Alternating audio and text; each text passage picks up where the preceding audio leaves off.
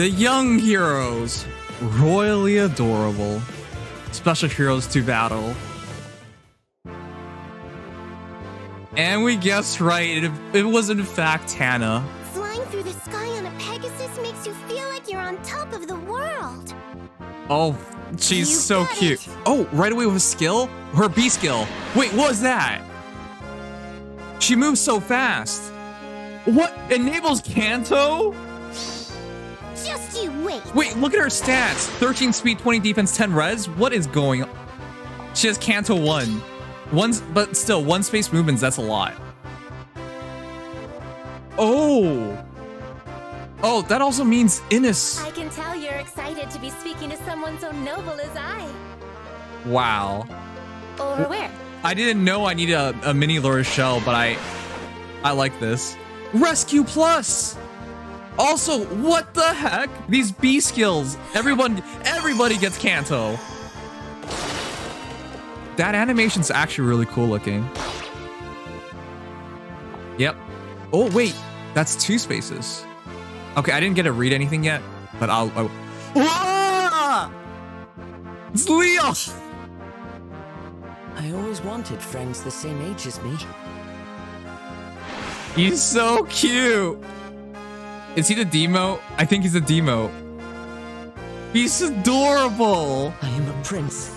I can't believe he grows up to become the Demon Lord. I can't believe it. He's so cute.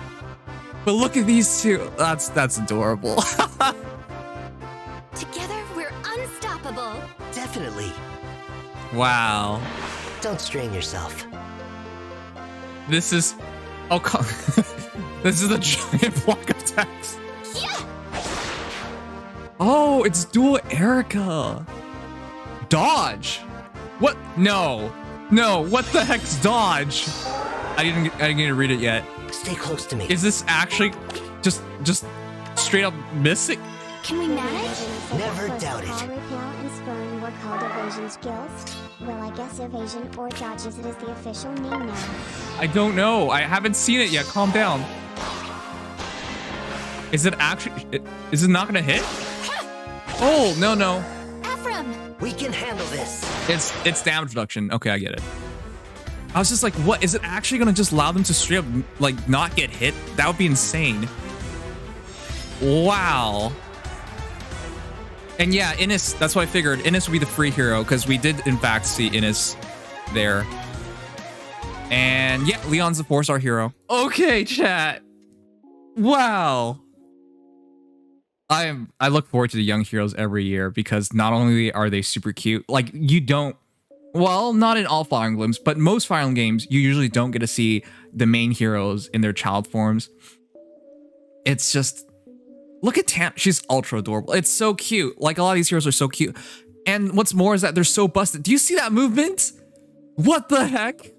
And then her ability to move so far. So trace skills are the new thing being introduced. And they look absolutely busted. Not only do they give you some stat augmentation, you get a retreat. That's such a big difference maker. Holy crud. You could just expect these child banners to blow things away. Is it weird that the thing I'm most happy about is that the reduction effect has an official name now? I guess so, yeah. To call it dodge? That makes sense, yeah. Also, this is really important. La Rochelle has rescue. And unlike the version in the game already, where she's a blue mage, she's a healer, like she was in the game. I mean, in the game, when you're, I can't even say it correctly. You're both a mage and a healer at the same time. Finally, Arden can finally get damage reduction based off his fast speed. Yeah, what are you talking? Look, he's so adorable. I think of all the heroes here, the one who has me most interested is Lyon. He's so cute. Oh man, there's something about like kids who grow up to be like evil. Like it just makes them more adorable. Well, he gets possessed, so it's not quite the same, but like, aw. I can't believe he grows up to be, you know, and does all those things anyways. Duo Eirika. This is also super cute. Look at them. They're so cute together. Ah, it's so fitting. It's the same thing every single year, chat. When it comes to young heroes, they eclipse the older version themselves. Because if you have to learn a life lesson right now, right here, always remember, the older you get, the worse off you are. That's why the young heroes are so much better than the base versions of themselves. This is by far the best version of Eirika physically. By far. Even if you count like Mage Cav Eirika, this is not even gonna be close. Same thing with Tana, same thing with Laura Shell. So yeah, remember, growing old sucks. Anyways, let's formally go over the heroes. I'm looking forward to this a lot. They're so cute together. So yeah, the free young hero will be Innis, which is really interesting because I expect him to be 175 BST. He looks to be colorless. Yes, he is. He's most likely going to follow Innis archetype, which is like high res, mediocre attack, almost no defense. But in terms of having all the top tier archers in the game, the best free to play archer by far has been the same for forever now. So. La Rachel Loki best unit of banner period. Well, I haven't gone over it yet, but let us start doing that. All right, our first hero is Tana. Look at that movement. It's insane. Ephraim is now the first character part of 2 duo heroes. Oh, you're right. He is. He's with Lyon and he's with Eirika. Wow. He's really two-timing. I'm looking forward to Innis because up until now, we've just been, all we had was Norn. I wonder if these new skills will be locked to movement type. Most definitely, they're going to be flyer exclusives. That's what I think. All right, let's start. Lance of Phrylia. Special trigger cooldown count -1. That's always nice to have. Makes her a potential Gale Force hero. And with all the extra movement, she definitely can do that. Unit can move to a space within 2 spaces of an ally within 2 spaces. Yeah, that's huge. That is huge. That movement is insane. At start combat, if unit's HP is over 25%, grants attack speed +6 to unit during combat. And also... Brother and sister incest is better than gay ships Kappa. Okay, they're a bit too little for me to make those jokes. If unit initiates combat, grants defense res +10 during combat. So let me get this straight. Attack speed +6 to just straight up, whether you're attacking or defending. But if you're initiating, defense res +10. That's a total of 12, 20, 32 extra stats on initiation and 12 extra stats on both phases regardless, as well as special trigger cooldown count -1 and extra movement. Yeah, no, that's ridiculous. That's a lot to get out of one lance. But then again, we just got Arena, for example, and she's just a load of stats and you can't even debuff her. Oh, actually, you can't buff against her. So, yeah, the new lances are getting nuts. Draconic Auras, whatever, you're going to switch that off for sure, but she might actually have enough attack to make use of it, so we'll see. Steady Impact's always good. Speed +7, defense +10, just makes her even more bulky. She gets, what, extra 20 defense? Wow, extra 20 defense on initiation is kind of nuts, and of course, Impact as well. It's really, really good. Okay, the new skill, SD Near Trace 3, enables Canto Rem +1. Huh. I'll read that later. Inflicts speed defense -3 on foe during combat. That's why I'm saying it's so good. It's so good. It's like a lull effect in the reference to the fact you drop the opponent's defense and speed. Right? It's like lull speed defense, except your opponent can still buff for those stats, but instead you get Canto, and that allows you to retreat. After an attack, assist skill, or structure destruction. That's so dumb. It's so good. Unit can move space equals any movement not already used that turn +1. So at all times, you get 1 movement space. That is so good. By the way, that's how Canto actually works. It's based on movement you haven't used. So the Canto we've been getting with like Regan, for example, you can use all 3 spaces, break something, and just back off 3 spaces. It's just so broken. This is how it's supposed to actually be. So that's pretty cool. At all times, you get 1 movement, which wasn't necessarily how they did all the games, but still, that's pretty cool. Not like this. Near trace on dancers. I'm pretty sure it's just gonna be on flyers, but there are flying dancers like Legendary Azura. That would be kind of. You guys realize how stupid that would be if like Legendary Azura could use this? She like dances somebody and then she just retreats. You can't snipe her. That would be ridiculous. Or like dual Peony. Near trace. Yeah. Duo What the heck? You're right, dual in. We gotta see look. I hope they can't give it to like ranged heroes. Otherwise, it'll be just absolutely ridiculous. It's probably physical only, because if you could use like dual in, attack, and then retreat, that would be so obnoxious. All right, anyways, attack speed rain closes it off. This is a really good kit. Lance of Phrylia is amazing. Near Trace is amazing B skill. You would not change that. By the way, I'm already liking these Trace skills better than like Wyvern Flight and Pegasus Flight, because those things can give you up to like attack defense -7, which is cool and all, but speed defense -3 is really good, and the ability to retreat is really, really good, and there's no conditions on it, right? So I just like this because it gives you a lot more flexibility, and you still get a sizable amount of stat drops. And yeah, attack speed rain really closes out well. That's a really good kit. That's seriously so good. +6 attack, +13 speed, +20 defense, +10 res, while dropping the opponent's attack. Like, oh my, just giant ball stats. Also, we got their stats already. 40 HP, 55 attack, 41 speed, 29 defense, 23 res. 55 attack means, what the heck? She gets 6 and no, that's still a sizable amount of attack at base. How can the child version of Tana hit harder than Resplendent Tana? Resplendent. Child heroes are busted. Laura Shell, 36 HP, 51 attack, 38 speed, 16 defense, and 30 res. Hold up. Intern Kun, did you forget to cut these parts out? What the heck are they doing? There's no point in showing us like the unit attacking a hero. There's nothing special here. Okay, well, thanks. We don't have to wait for the data mine this time around. All right, but yeah, normally they cut that part out, so you would have to wait for the stats. That's interesting. All right, Laura Shell might actually be the best hero here, because this is likely going to be a top flight healer in the game. When it comes to Cav healers, it's just been Veronica. Straight up, Veronica since the first year. Now there's competition. And let's get into it. Staff of Roston. Calculates damage from staff like other weapons. Cool. That's Raffle or Rafle. At start of turn, inflicts res -6 and stats preventing counterattacks on closest foes within... Wait. At start of turn.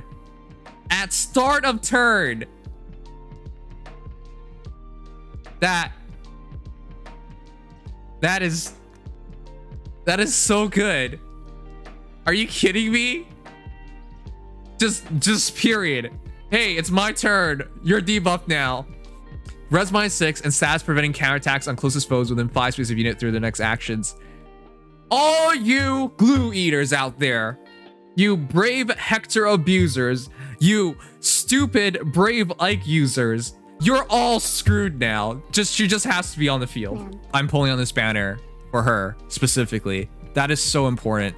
The heroes that have been destroying me the most have been just like brave Hectors, and I have no way of dealing with him because nobody can fight him straight up. The only real way to fight brave Hector, in my opinion, is like get Kemp to attack him, and so you can't use counterattacks, and then you hit him from there. You're lucky if you have like young Merrick or something, like a really good green mage to counter. The real solution for most people is just to make sure he can't counterattack and can't heal. This is it. Just keep Laura Shell alive. Within 5 spaces is huge. And just drop this effect on them. Also, if unit initiates combat, grants attack speed +6 during combat. She's not even gonna hit softly. Res -6 and then attack speed +6. Right? As long as she's alive and her turn starts, she gets these things off. That is so good. Am I misunderstanding this? This staff is busted. And yes, you're right. You're right. You're right. You know, if you give her the ability to take away like healing as well, that'd be so good. But yeah, you use Brave Edelgard. Well, Brave Edelgard in an Ether Raid's defense team is hard to use unless you have a save skill, like, or she's +10. But yeah, it's not a real good counter. If you have save skill, that's good. Okay, so yeah, this just kills glue eater units, right? If you just press end turn in front of her, she's gonna shut you down. Also, she has rescue, and rescue is absurd. Restores HP 50% of unit's attack to target ally. Unit moves 1 space away from target ally. Keyword 1 space away from target ally. You guys have probably seen it with Bernadetta, for example. Winter Bernadetta dropping 1 HP damage to nearby allies, which forces a heal, which forces a reposition forward, and then that hero that got pushed forward can now attack a bunch of heroes. Rescue Plus is really, really good. And since she's a staff healer, right, that's on a cab, the amount of space and coverage she has on her own is huge. And with attack speed push 4, her damage output's gonna be good. 13 extra attack, 13 extra speed, and res -6 on your opponent. She's gonna hit hard. This kids eat the vegetables, Kappa. They are, in fact, yes. Broccolis, hell, even spinach. All the vegetables are getting eaten. You know how crazy this is? Because she could just like run forward, attack something, or run forward, use rescue, push somebody forward, and then use far trace to like retreat. She can just stay out of combat and just keep dropping Staff of Roston off over and over and over again. Me, sees smell Rachel's potential young take energy though high 50. Yeah, there's a lot of potential here. So remember, Kanto can be used after an assist skill. Rescue Plus is an assist skill. In other words, she can just run forward, use Rescue Plus. Staff of Roston's already triggering if they're within 5 spaces, and then just retreat, right? Like you might not even be able to reach her. You might not even be able to stop her. Like if you can't push in and get the kill on her immediately, you're in some big doo-doo. This is absolutely necessary for anybody who cares about Ether Raid's defense. This is such a big difference maker. There is nothing in the game this good. The closest thing is Kempf, and Kempf needs to get an attack off in order to drop prevent counterattack status. Wow. And again, this is so annoying. Res -6, attack speed plus 13, right? Attack speed push, Staff of Roston. And then you got far trace, so speed res -3 on your opponent. So that is what? 17? No, 16. 16 speed, 16 res effectively. She's gonna hit so hard. The one issue, however, is because if she's using far trace, she can in fact get counterattacked. That's the one issue. But I think that's a fair enough trade. I think that's fair.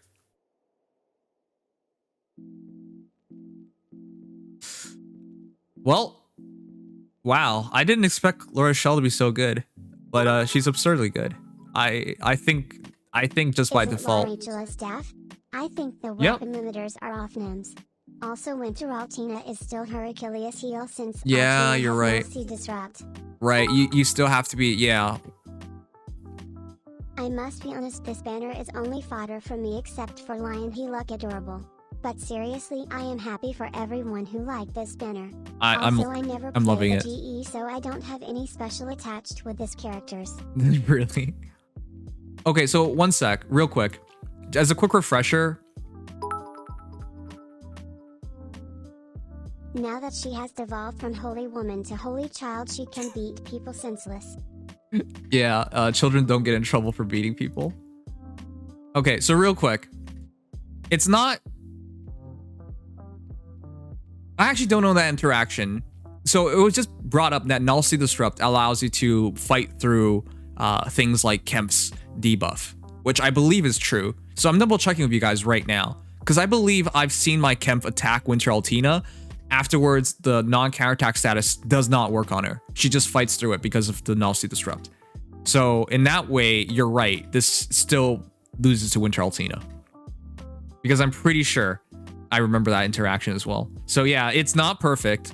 But for most other heroes, it doesn't really matter if she doesn't have Dazzling Staff, because the staff triggers and they can't counterattack anyways. So it's really, really nice combination to have Rayful in the staff itself, and then have the dazzling effect work through the non-counterattack status thing. So it's really good. So Winter Altina is still gonna be dumb, but I don't think Winter Altina is that bad. I'd rather fight a Winter Altina than Brave Hector, for example. But that's my opinion. You know, you could disagree. Brado's gaze. Yeah, honestly, I can't. He's too adorable. Look at how big that tome is. What the? Sorry, chat. Look, one sec. You see how he's holding a tome right now? That's a big, hefty tome for such a small boy. Do you think there are going to be people complaining that this banner is all alt units? I don't know. Who cares if they complains? Chat, do you see how he's holding it? Do you actually expect a kid to hold it with like 2 fingers? No way can a kid hold a tome that big like that. No way. All right, but I'm looking forward to this. He's the demoted hero, so just like last year, where Young Marth is absolutely busted, but a demote. This year's Lyon, could he match up to Young Marth of last year? All right, Tomo Grado, attack +3. If foe initiates combat or if foe's HP is 100% at start combat, attack res -6 on foe and neutralize units penalties to attack res during combat. And also, if foe is colorless and uses bow, dagger, magic, or staff, grants weapon triangle advantage unit. Wow. Wow. Oh my. He literally took a shit on his older version. Why would you use the older version now? This Lyon is, his weapon is way better. Way better than Lyon's Refined, which just came out recently. This, yeah, it should have been this. It should have just been straight up attack res -6, neutralize the penalties, and then of course it keeps the TA effect. Tomo Grado is just literally, tiny Lyon is better than adult Lyon. That's not even fair. Okay, but it's not absolutely busted. It's nice. Attack res -6 is huge. If bonus shits combat, it means basically all the time, because he's likely going to be a counterattack hero, right? It's not absolutely insane, but in terms of having another hero that fights like colors heroes, this is your guy. And of course, if you just give him TA, oh my god, you guys realize what we have now? The triple Lyon team. All right, you got red Lyon, who's also effective against colorless heroes. You got blue Lyon, which is also effective against colorless heroes, and you got green Lyon, Fallen Lyon, who's also effective against colorless heroes. You give all three of them TA, and they're just gonna do extra damage against colorless heroes and extra damage against the heroes that they already have advantage on. That is so silly. You could literally just do that. Just have a Lyon for every like situation. Oh, they use colorless and a blue? No problem. Use Fallen Lyon. Oh, they use colorless and a red? No problem. Use Young Lyon. Like, it's so silly. All right, but yeah, Iceberg attack res solo and defense res gap.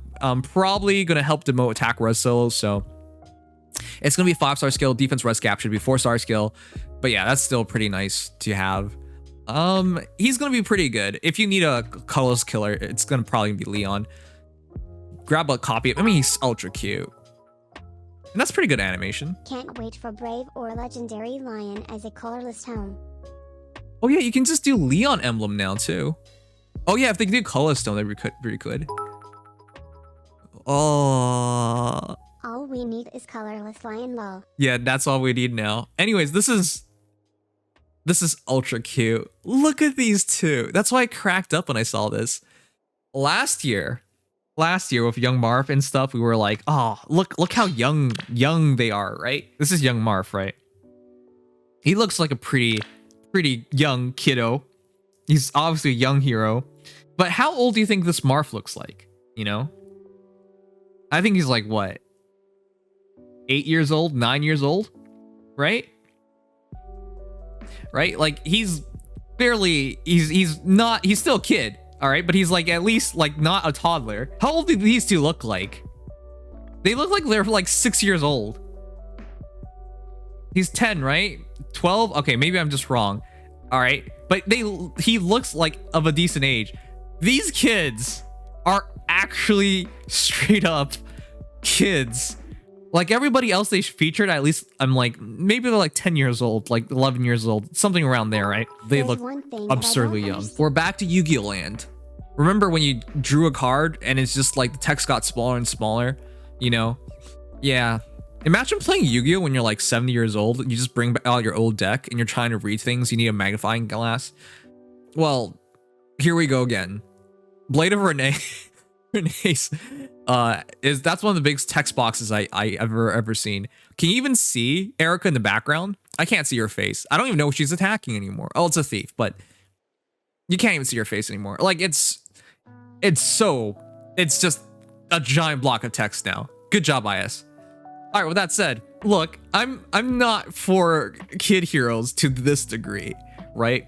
If you go back in medieval times, it's nothing new for kids to fight, right? Like a 12-year-old, 13-year-old, you're a squire to some knight, you might actually see combat, right? That's a real thing. So when we have kids like Young Marth and the heroes we just saw, I'm okay with it because there's some context to it. These two literally look like they like just learn how to walk.